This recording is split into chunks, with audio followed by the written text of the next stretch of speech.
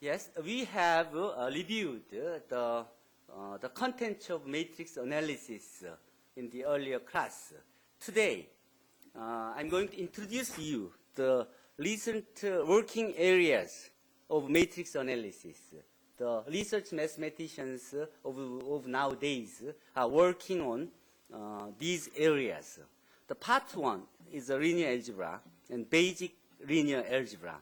Here, you know the Jane-Day wrote the vector matrix and system of linear equation and linear transformation, determinants, and eigenvalues by Luz D'Alva at Drake University.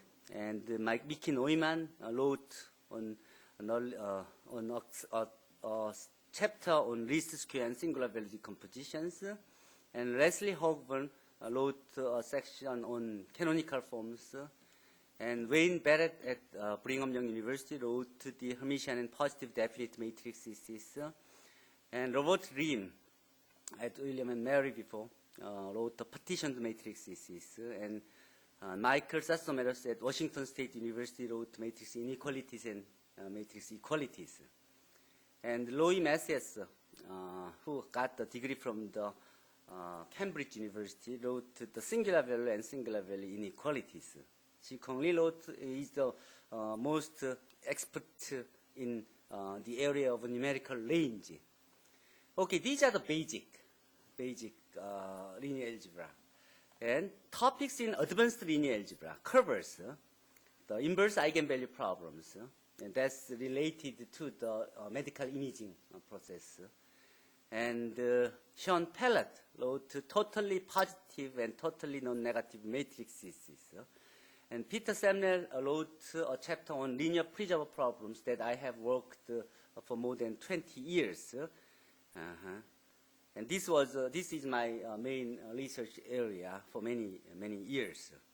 And similarity of families of matrices by Samuel Friedland at University of Illinois Chicago, and Bitsun Sam in Taiwan, and with Hans Schneider, wrote the matrix leaving a cone invariant. This is also an invariant subspace problem is related to this area. And the next, part 2, deals with the combinatorial matrix theory and graphs. Okay, here Richard Brualdi and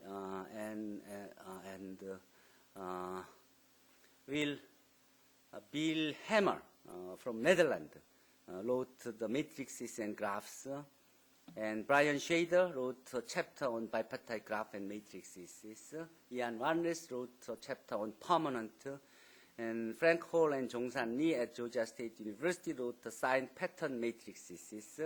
And matrix completion problem was written by Leslie Hogburn and her student. And Steve Kirkland wrote an article on algebraic connectivity. And those are the real research areas and the authors are the most expert who can write a survey article on each of those chapters. Part 3 is a numerical method, which importance is getting more and more important these days. And here, numerical method for linear system, which has been a long, big area of working. Vector and matrix norms, error analysis, and matrix factorization, least square solution of linear systems, and unsymmetric matrix eigenvalue techniques, and computation of the singular value decomposition. These are all the numerical linear algebra area. And computational linear algebra, and fast matrix factor multiplication, and structured matrix computation, and there are many more areas of it. And part 4 deal with applications and semi-definitive programming, and linear programming, non-linear programming, and optimal quadratic programming, and there are many applications of matrix theory in the area of optimization. And matrix application to probability and statistics, and George Stein and McGill University wrote on a chapter on random vector and linear statistical models and Markov chains and differential equation stability by Volker, Beckman, and dynamical system and linear algebra, and control theory, and Fourier analysis, and linear algebra and mass physics, linear algebra in biomolecular modeling. And applications of computer science covers coding theory and quantum computation, and the information travel and the web search by Amy Langville, and her advisor Carl Mayer, and signal processing, the linear algebra application to geometry, and the linear algebra application to algebra, such as matrix group representation of matrix, and Lie algebra. And also the last chapter filled with the computational softwares. Before, in the earlier books like this, and they didn't cover those things. But as time goes, the importance of the last part are gaining a lot. So there was only one page here before, and in the earlier book, they do not even have a word on the softwares. But the books on 21st century covers about half on this computational and the numerical linear algebras. That softwares include interactive software for linear algebra, such as MATLAB, and Maple, Mathematica, and BRASS, LaTeX, and so. Okay. The one thing that we should have in mind is this last chapter, summary of softwares for linear algebra freely available on the web. And these are the things that we are doing now. So in some sense, we are on the leading edge of what we are trying to do. Okay. Okay, here is the theory. So I will start to cover some content to review for the knowledge for the mathematical modeling, particularly for the linear models. So here's a preliminary. The definition of algebra. An associative algebra is a vector space with such conditions. So if someone who's studying Lie algebra or any the algebraic geometry, so should start with the background on vector space first, because those algebras are starting with vector space. Without knowing full content of vector space, nothing can be obtained. So the Lie algebra is based on the linear algebra as well. Okay, so vector space is an example of one associative algebra. Okay, so your boundaries is notated. The notation for the boundary is written in this way, and connectivity. The convex combination of given vectors. What that means is the summation of these AIs is equal to 1. Convex combination. A set is called convex if any convex combination of vector is in S. Okay, convex combination of the vectors in S is in S as well. Then we call the set is convex. And the convex polytope. Convex polytope is a convex hull of a finite set of vectors in Rn. This is the definition of convex hull. And a function is called convex if this inequality holds for that function. Okay. And a compact convex set is the convex hull of its extreme point. And this area was the part of the research for PhD students at Seongkyungwan University 15 years ago, 15 years ago, before. But now, those decade has been gone. Elementary symmetric function. This is SK of alpha 1 to alpha n. That's the summation of the product of k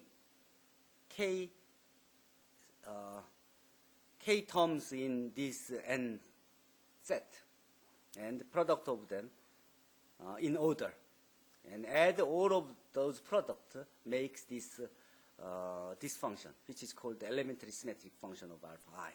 K is elementary symmetric function of alpha I. The example here is S2 of alpha 1, alpha 2, alpha 3 is the choose 2 and in order and multiply and add all like this. If it is a S1 of alpha 1 to alpha n, then choose one alpha I from n set, and since there's only one, we don't need to multiply, so we just add one terms in all. So the trace is an example of this one, and determinant is one example of this elementary symmetric functions. So these are the, so you have learned some basic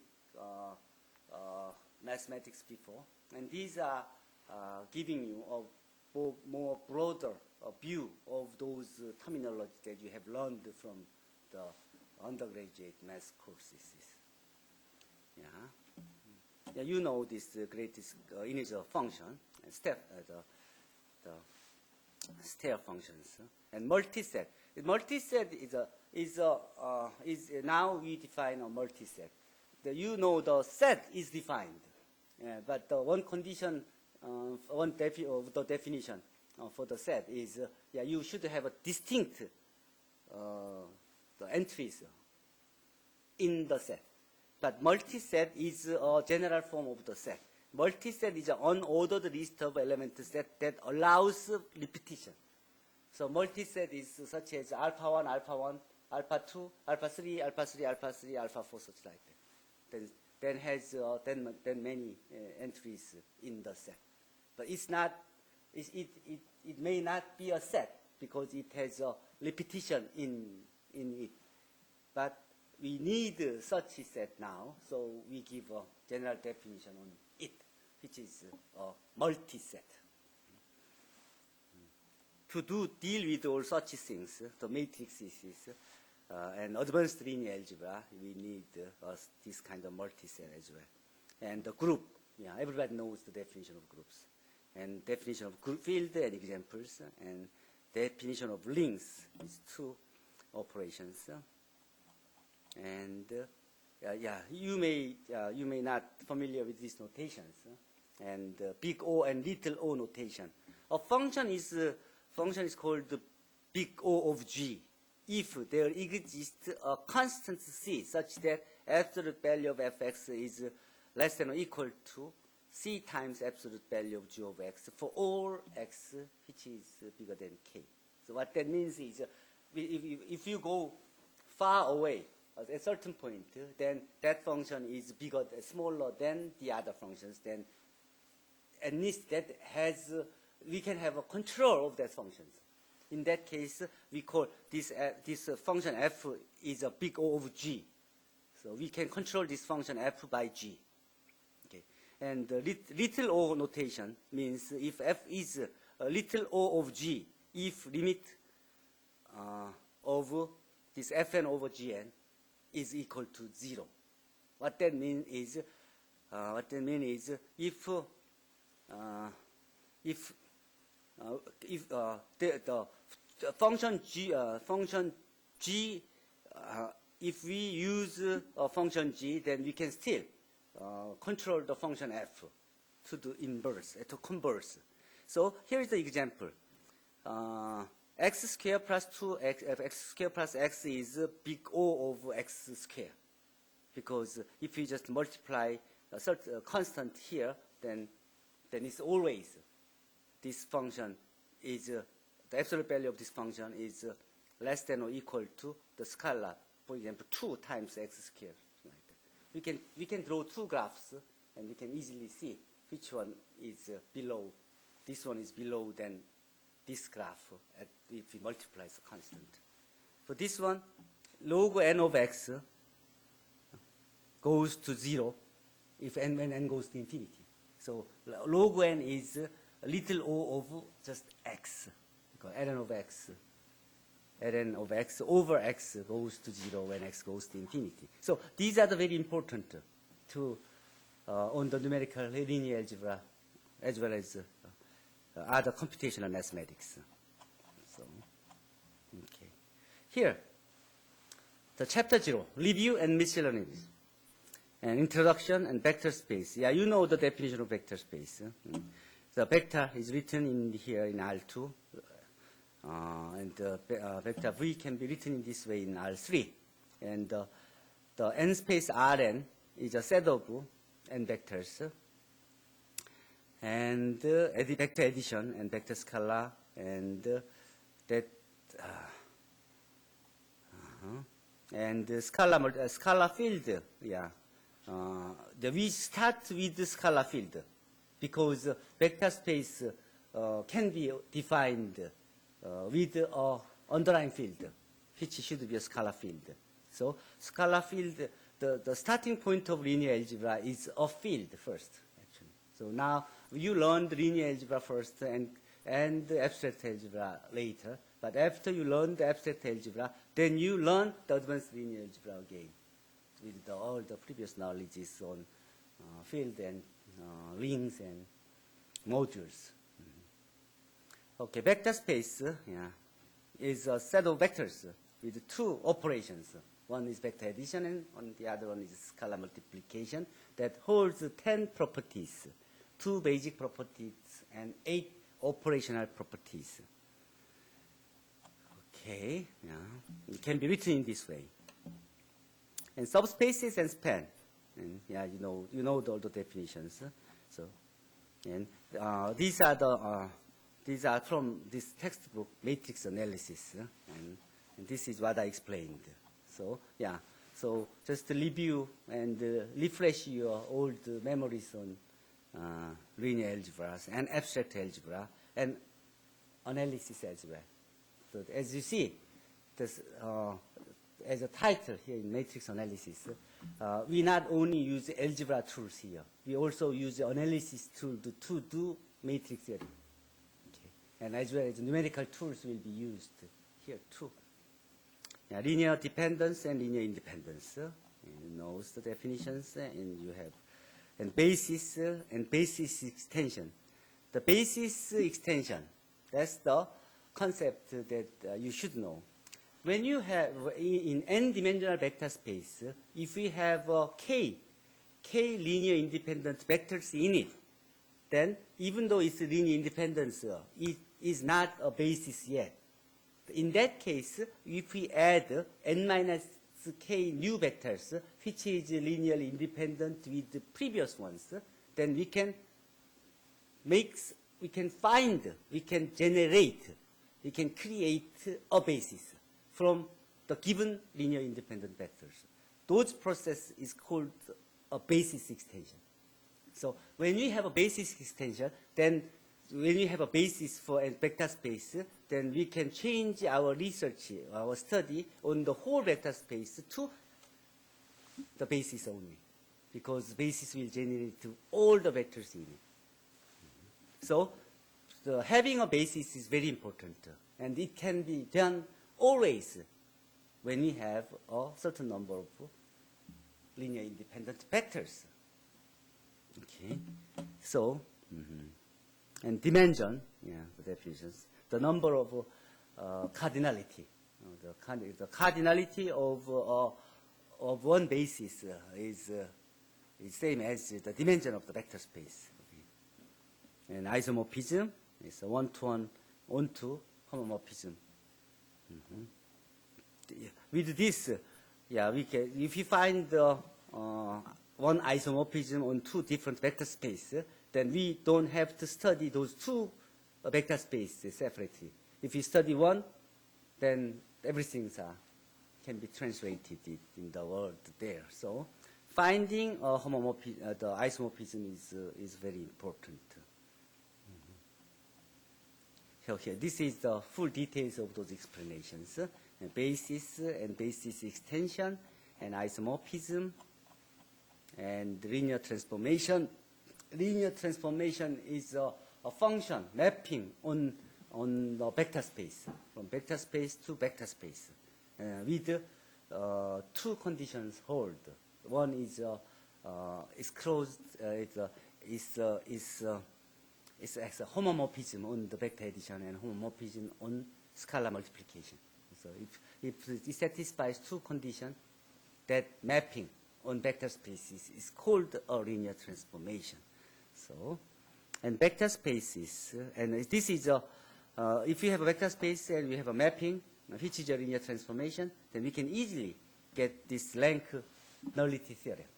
Rank nullity theorem. And Hermitian adjoint. Yeah, you have seen the transpose before, when it's naturally generated to the complex matrices, and we call A star is called the Hermitian adjoint of A. So with those notations, all the knowledge that you have learned on the Lie matrices can be generalized to the vector the matrices with complex entries. And in complex, in that setting, everything will be settled down because of what? Because of the fundamental theorem of algebra. What's the meaning? What's the statement of fundamental theorem of algebra says? So the fundamental theorem of algebra says that any polynomial with the complex field of n with degree n has the n exactly n root in the complex field. That's the. In other words, the complex field is algebraically closed. Is the other way of expression on the fundamental theorem of algebra. With that theorem, fundamental theorem of algebra, we can always find the n eigenvalues from a given n by n matrix. So we can go for the canonical form or diagonalization of those given matrix, which is a fundamental step to go for the mathematical modeling and the numerical computation. Okay, and determinant and Laplace cofactor expansion that you know, and those are the rewritten in this way. The matrix is a rectangular array of entries, and the linear transformation is a mapping from one vector space to the other vector space satisfies this condition. And the rank nullity theorem, you should know how to prove this theorem. Yeah. This, if you fully understand the proof of this theorem, that means you know at least 3 chapters of the basic introductory linear algebra. So this is a very easy way to check the knowledge of your basic linear algebra. And these are the notations. We call the meta mechanics of matrix multiplication, we call it. And this notation, the jth column of AB can be written as the jth column of AB, like this, and A times jth column of B. Or I's law of AB can be written I's law of AB, which is same as I's law of A times matrix B. This is so important because the ijth entry of ABC can be written as the product of these 3 objects. A vector, which is I's law of A, times matrix B, times the jth column of C. This makes a 1-by-1 scalar value, which is the ijth entry of ABC. This kind of notation was made by Marx, Moyles, and Mintz that I mentioned before. The survey of matrix theory and its inequalities, the book, which was written in the early 60s.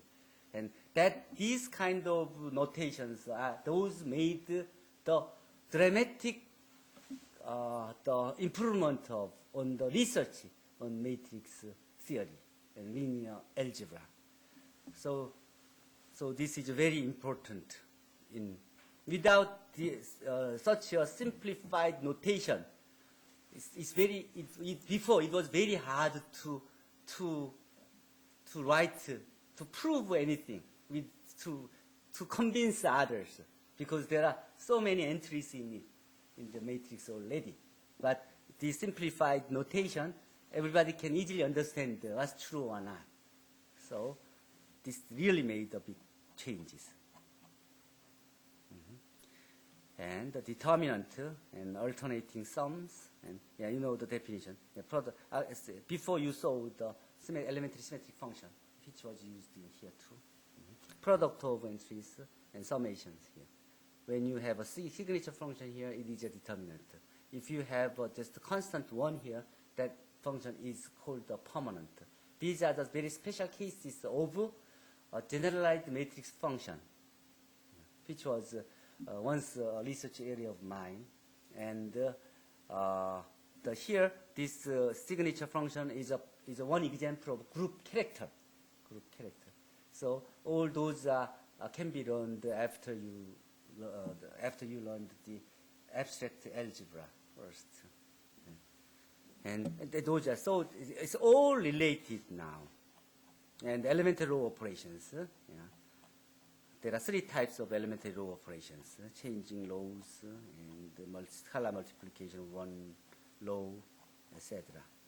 And this is the multiplicative property of determinant. Determinant of AB is same as determinant of A times determinant of B. So this is a really starting point of linear algebra. Before, it was a theory of determinant, but this makes a big quantum jump on the research of matrix.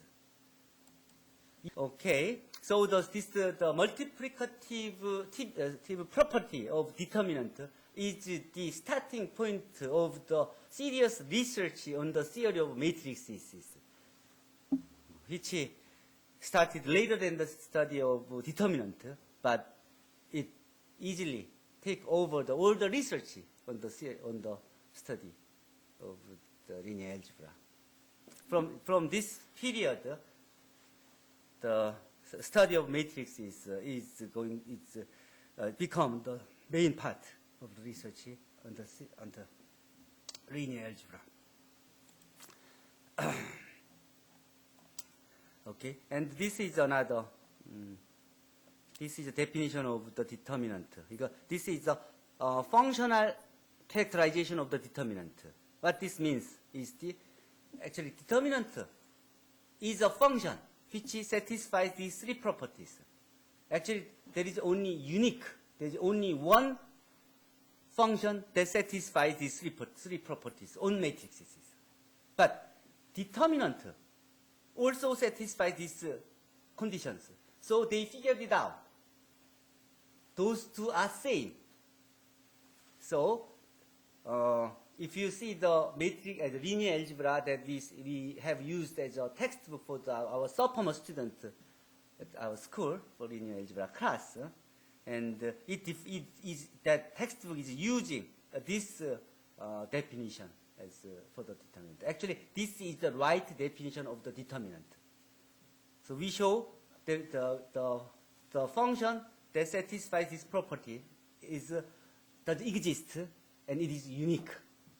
And then we show the earlier definition for the determinant that you have learned from the linear algebra class, introductory linear algebra class, that also satisfies these three properties. So we conclude, though they are same. That's why the introductory linear algebra textbook are using this easier definition for the determinant. But this is the original definition for the determinant. I told you the determinant, the research had been done more than 150 years before the birth of the matrix. So these are the things which was already developed in the earlier year. Okay, then rank. Yeah, rank is the number of linear independent rows in the given matrix, and REF, RREF, and those are the written in here. Yeah. The definition of determinant and alternating sum, which is another way of writing the determinant here, and elementary row operations, and row reduced echelon form, and such and such. And here you see the rank inequalities like this. These are the research which was done in earlier years. 그러니까 here is the example of rank inequalities and rank equalities. These are still a main area of research in these days. There are even a journal for the matrix inequalities and equalities. There is a journals which is focused on this, the matrix inequalities as only, and rank inequalities. Yeah, I wrote it in Korean, so you can go through it. Rank, the definition of rank is a maximal linear independent rows number of it. And rank and linear system and REF, rank equalities and inequalities, and there are some proofs. And proofs, very details of proof. Yeah. I may ask you to go through it, but in this class, our motivation is more on the real life problems. So I don't give much of emphasis on the theoretical proof. But you better know it, because when you need it, yeah, you may refer to get over the difficulty when you are facing. This is the probability inequalities. Yeah. This is very effective. Okay, so technique of showing this probability inequality is using the rank nullity theorem. So you just use the subset, the proving the inclusions of subsets techniques in here. And the rank equalities, yeah, you see the rank of A is same as rank of A transpose and A conjugate transpose. Yeah. This is also using the rank nullity theorem. Did you see? You see, in order to show this inequality, what you see is you try to show the null inequality of nullity, which can be done by showing the inclusion of the set null spaces. If you approach in this kind of process, then the one will see you have learned the theory in a right way. And if you just attack with only elementary tools, it will be much harder to show this kind of important mathematical fact. Okay, and these are the things that you're supposed to know. And actually, those facts are the things that you already have seen it, but I have given the rigorous proof on those theorems.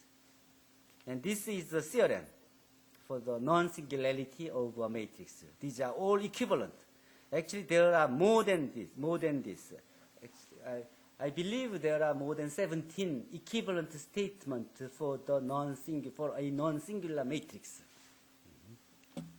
Existence of inverse, and determinant is not zero, and one-to-one, on-to, or the unique solution, and zero is not the eigenvalues, such and such.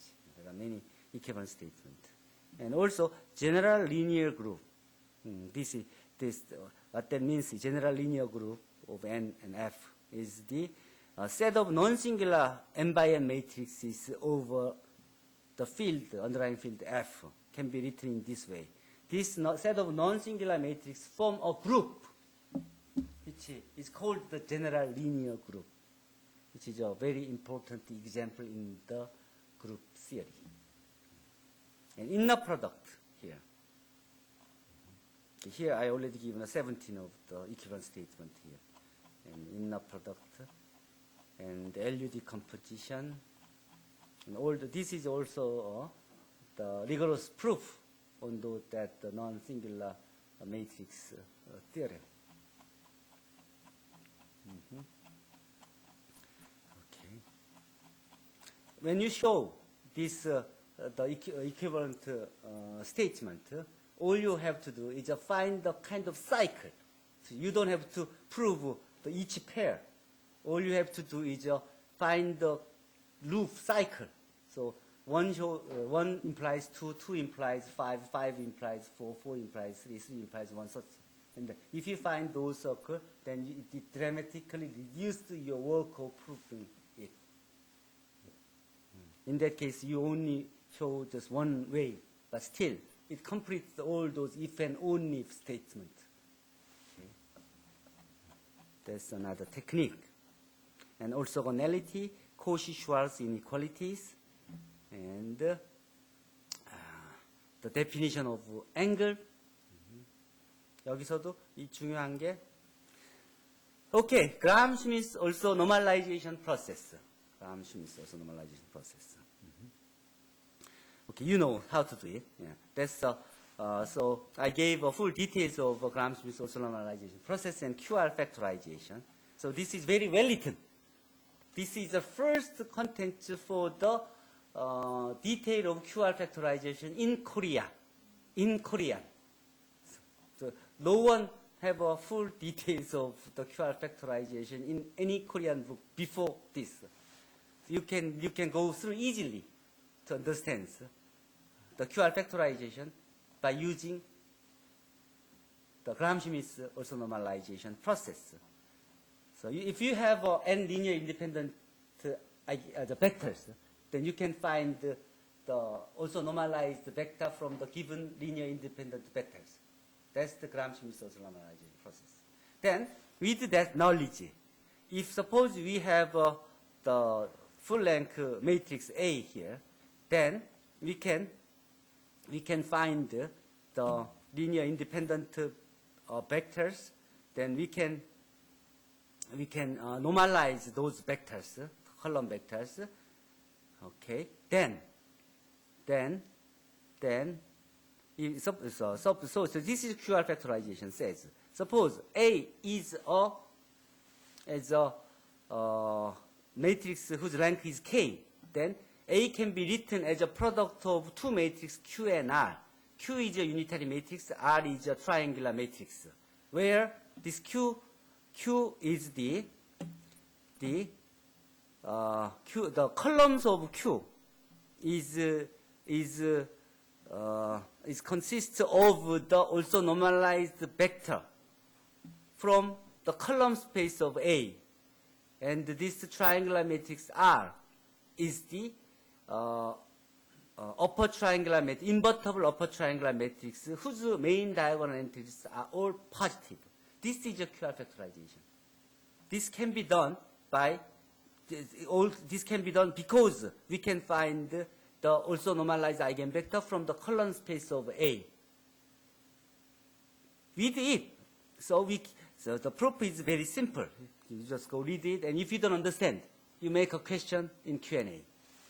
This is very important. If F can be written as this QR, then here, when you solve, so A can be written as this unitary matrix and upper triangular matrix. A can be written as this Q and R, upper triangular unitary matrix and non-singular upper triangular matrix are here. Then, see, when you solve AX is equal to B, you can use A can be written as QR. So you just multiply A transpose on both sides.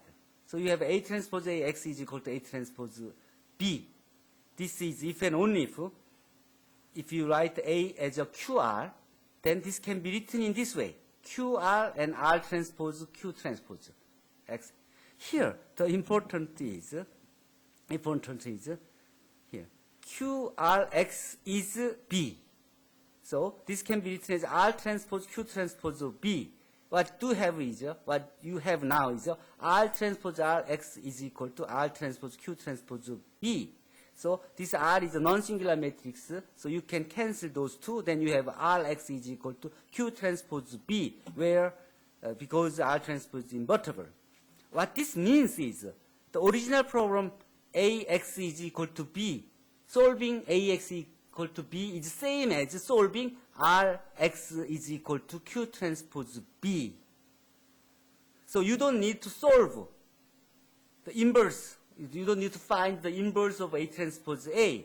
You can just easily find X as a R inverse Q transpose B. This is the real power of matrix decomposition, QR factorization. You can find X just by R inverse Q transpose B. Okay, so if you can do the QR factorization of a given matrix, you can dramatically reduce the computing time of solving linear system of equations. So this is really this because of this, the computer really can be started to be used. Without this factorization, computer cannot be used. So the mathematicians who knows this algorithm really gave a rebirth of computer. They gave the life on the computer. With it, we could have the confidence every problem can be solved. That's the start of a new age that you are living now.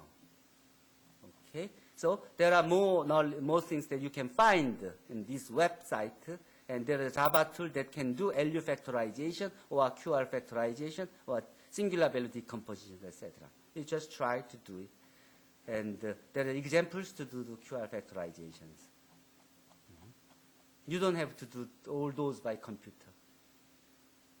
Okay, QR and LU. So this note shows why it is so important. Von Neumann and Alan Turing are the ones who gave those ideas to the engineers. So that's why their names are remembered. Okay, let's quit at here.